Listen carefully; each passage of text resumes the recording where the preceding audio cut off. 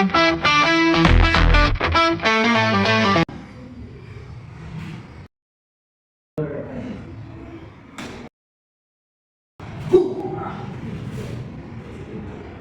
strike niyan, kung hindi siya sumuntok agad nag-continuous ng suntok, ba sumipa lang siya, pam!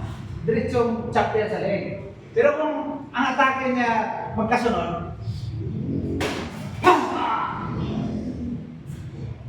Anong paralyzing strike?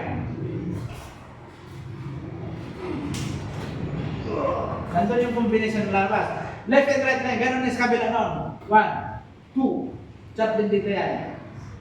Kasi maaari siyang sumunod ng suntok. Kaya yan yung multiple attack. Kaya sa fourth, bihira yung nagtutulong na ganyan na isa-isang strike na yan. Pero pag pinag-aralan mo yan mula number 1, pinagsama yung mga techniques, lalabas yung combination nun. 1, 2, sumuntok pa siya. Dito yung magkasunod. Nandun yung ibang chord, diba? May dito, may back pass. Sa number 3 na chord niya. Ayun, yun lang ang purpose na sa umpisa. Sa unang side na yun.